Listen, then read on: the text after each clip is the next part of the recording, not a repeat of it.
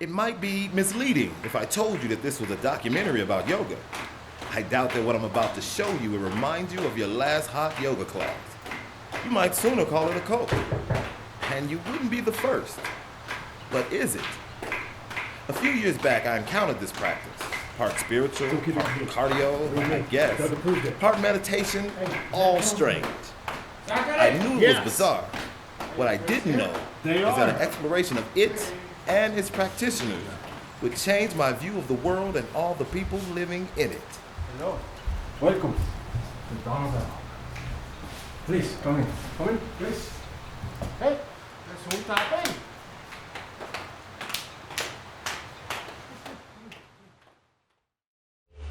Welcome to Dawn of the Hawk. You ready?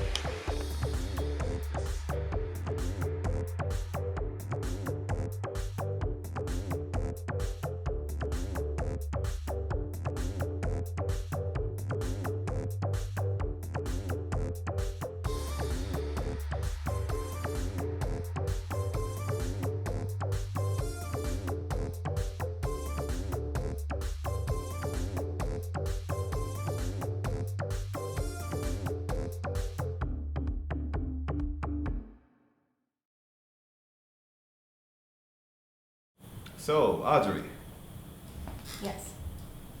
Dawn of the Hawk. Yes. Is it yoga? What? What do you mean? I don't understand the question. I don't understand the question. Oh, Sorry. It's okay, it's okay. I'm sorry if I was unclear. I mean, I'm interrupting. I'm so sorry. But I mean, if you're asking, is it legitimate? No, I'm not questioning its legitimacy. Maybe I'll rephrase. Let's say someone said it was yoga. Is that accurate? Oh, I see. I mean, does it fit into that category, in your opinion? No, it doesn't fit into any category. I see. Well, it's definitely nothing like I've experienced before. Well, I think it goes without saying, but really, you observed. And you can't just observe Dawn of the Hawk. You have to experience it to know. To know? Mm-hmm. To know what, Audrey? It's all right, Audrey.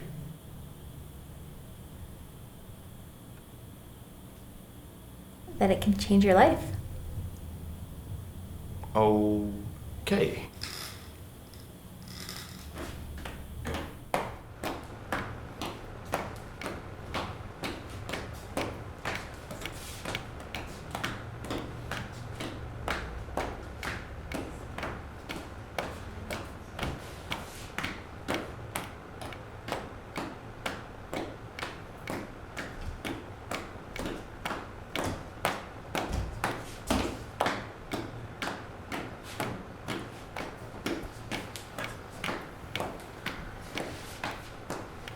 Are you tapping?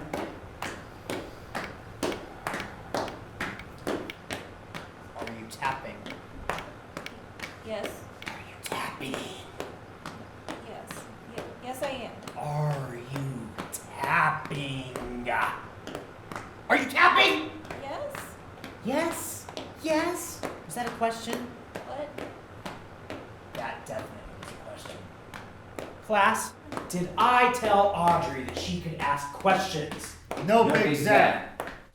So why do they call you Big Zach? Because I'm bigger than the other Zach. Keep Keep tapping. Keep tapping. Keep tapping. Keep tapping. Keep tapping. Okay. Has Dawn of the Hawk made you a kinder person? Why would you say that? Or why do I? What, you're saying I'm not a nice guy? No. Let me back up a bit here. Yeah, I think you should. You know what? Everybody except Audrey, stop. Let me clear something up for you, Audrey. Do you think this is a yoga class? Yes. This is not a yoga class. I'll ask another question. Audrey said that when you experience Dawn of the Hawk firsthand, you know that it will change your life. Yeah. Well, tell us, How's it changed your life? Before Dawn of the Hawk, I didn't know my true self, my inner entity. Which is Big Zach. You know where you are. Not in yoga class? You are goddamn right, Audrey. Because in a yoga class, the students get to ask questions. I'm a gangster rapper. A black gangster rapper. I'm Coolio.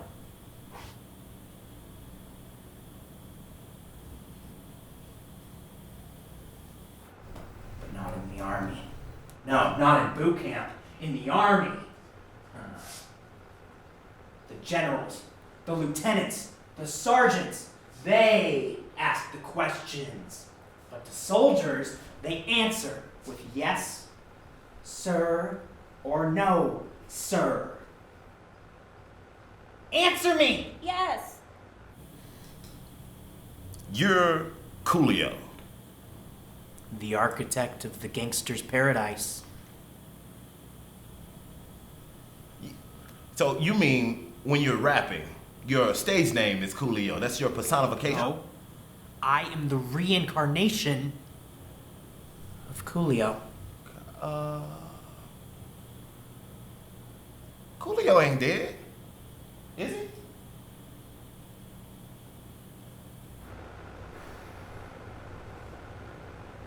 Do you wonder why I let you quit? Why I've let you stop rapping? Yes, Big Zach. I mean, yes, sir.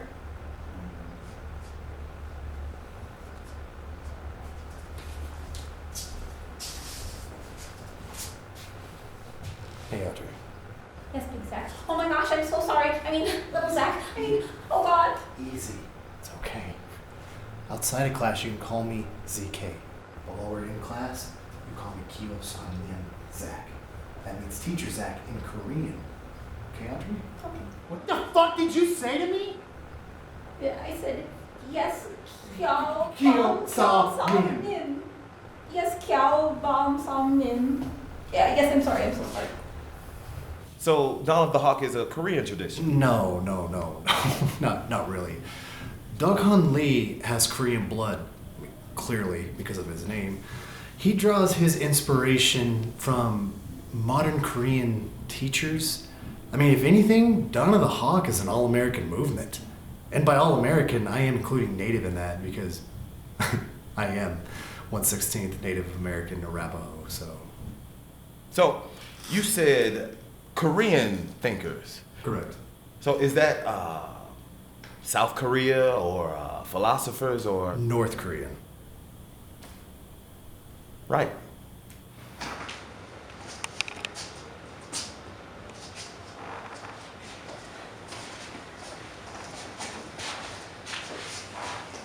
Audrey. Yeah, Audrey, you're doing great. I am. Yes, Audrey, you are. I'm going to ask you a very important question. Do you know what's happening to you today? No. Audrey, what's happening to you is that you are on the verge of a breakthrough. But you're not quite through the woods yet. We will guide you through it. But I need you to stick with me, Audrey. Can you do that? Yes, Leah.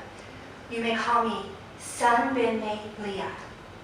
Sun Bim Ni Leah. Sun Bei Nun Leah.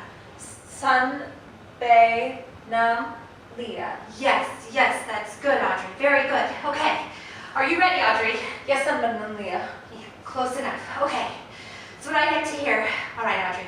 You're going to resume your tapping exercises, just as before. Class, you know what to do.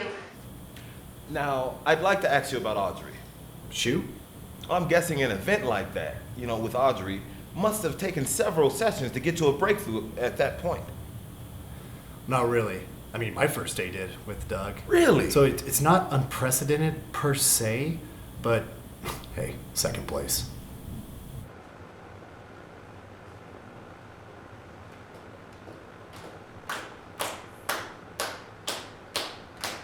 Don't stop, Audrey. Does it hurt, Audrey?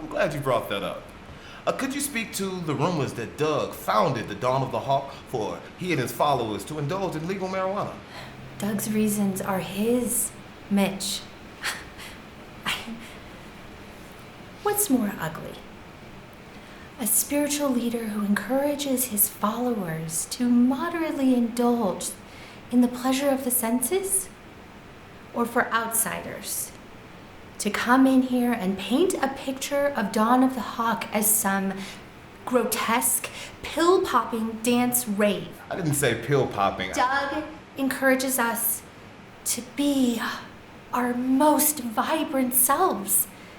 And that's what keeps us close to him. That's what keeps us hawking. It's that simple. So wonderful, Audrey. Truly, truly amazing. And in one class. I'm so elated we finally have ourselves a young female prodigy. Prodigy? I Really? am telling you this as the highest ranking female member of Dawn of the Hawk. I am Sun Bae Nim. I'm the same as Big Zach. But it took me weeks to accomplish what you did today. Wow, I never would have thought it was all that. I mean, when it happened, it felt amazing. That's because it was amazing. You are amazing.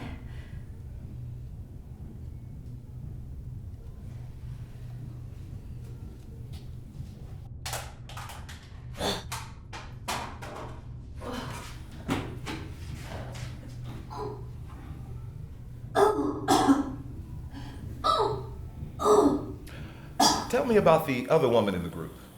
Jessie. Yeah, we haven't had a chance to talk with her yet. Well, that's because she's no longer part of this movement, Mitch. She's the one and only person to ever be excommunicated from Dawn of the Hawk. Wow, excommunicated. And why is that? Guess some people just can't handle it, Mitch. Could you elaborate further? Look, Dawn of the Hawk is radical, okay? When we first opened up, people thought it was a new Bikram yoga class. Now, of course, we didn't fight the labels because we need to get people through the door. Once you cross that door, you have two choices. You can either embrace that old life or begin at the dawn of your new one. I guess Jessie was still attached to her old life as Twitchy 2000 or whatever. Twiggy, the first supermodel. Jessie's a supermodel? Hell if I know, Mitch. Okay.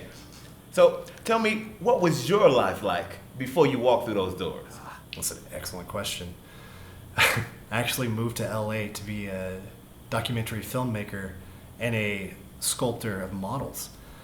I did that for 11 years. I lived in LA for 7, then I moved to Albuquerque, New Mexico for 2 years, and then 2 years in Atlanta, Georgia. Wow. Well, I was ahead of my class, Mitch. Then I was dropped back down in Denver, bottom of a barrel. And I realized, I know I'm not great, but people don't know that. So I thought I'd go back to my old life as, well, I was a chiropractor. I also did some nude modeling for 3D art students. That's when Doug found me. And he reminded me that I was not ahead, but that Doug was ahead. And we met each other at the same time.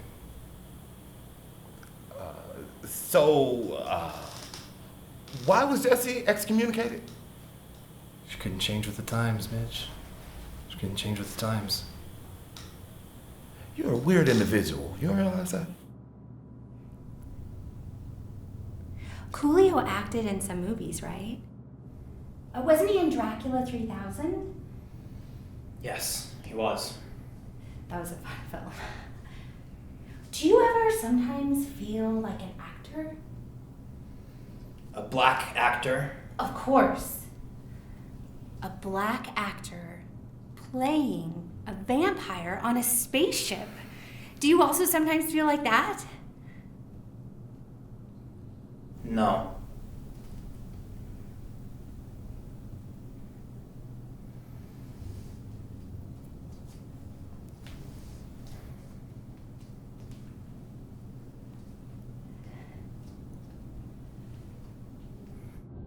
So, I haven't noticed a lot of racial diversity here at Dawn of Hawk. Well, Dawn of the Hawk is young yet, Mitch. Oh, of course. And before you judge our group, Big Zach here is actually the head of our diversity outreach. Really? Well, you care to explain a little more on that, Big Zach? Well, Doug and, of course, CK have spoken with me about utilizing my inner entity. As a gangster rapper? Which, mind you, Mitch, we're not actively recruiting gangsters. No, What I meant to say is our outlook on crime is intolerant. We do not tolerate it. Of course. My inner entity, Coolio. You know, in my past life, I was... As a black artist, Big Zach here is in a great position to help people of color overcome those internal obstacles that he had to come through. And they have to spread their wings and become hawks. Are you at all worried about your Caucasian appearance when it comes to this outreach program? That doesn't bother me. If they too ignorant to see that I'm being me... Well, I mean, maybe not everybody's ready to see what Doug has to show them. I'm sorry. Did you just say if they too ignorant? No matter of the color. He even changed his speech and everything. Look, when they're here to receive help, then you know they're ready. It just takes time. You know, hold my glasses. Say you're in bed with your lover. You have a nightmare at 2 a.m. and you want them to wake up so they can comfort you. Because who likes to experience a nightmare alone? So you shake them and they wake up, very disoriented and grumpy. You say, I had a nightmare about this, this, and this, expecting them to comfort you. They make an attempt and say something like, it's fine, you had a nightmare, go back to sleep. And they drop back to sleep, not what you were hoping for. So you are mad. And why? Misery loves company.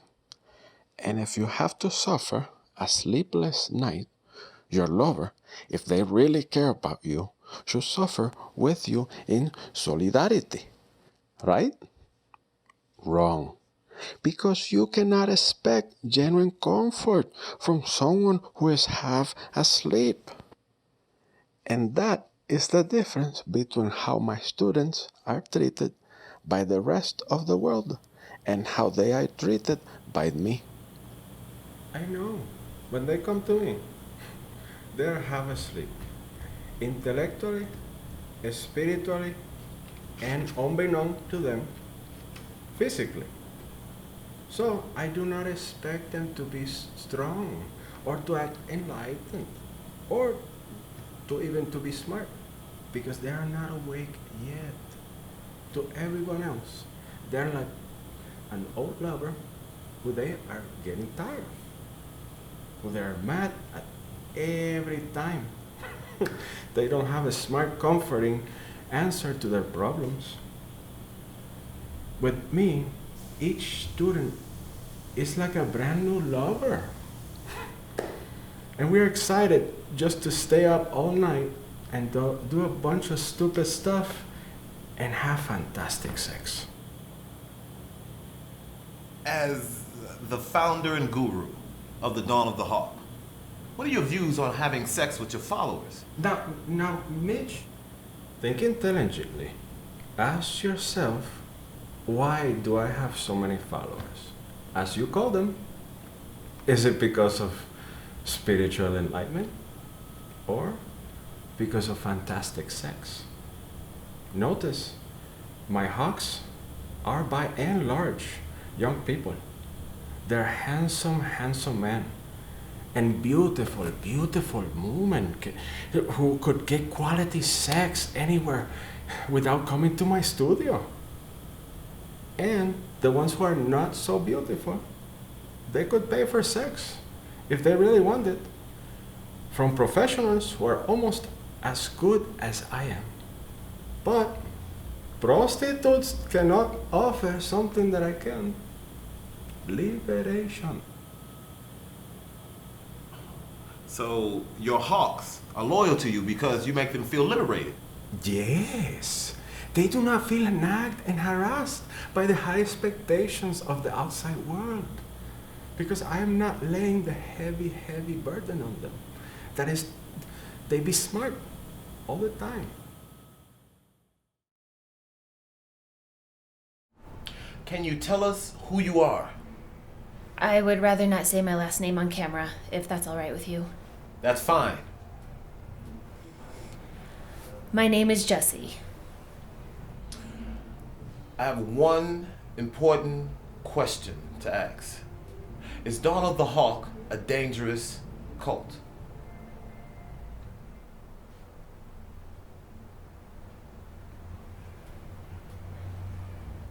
Absolutely.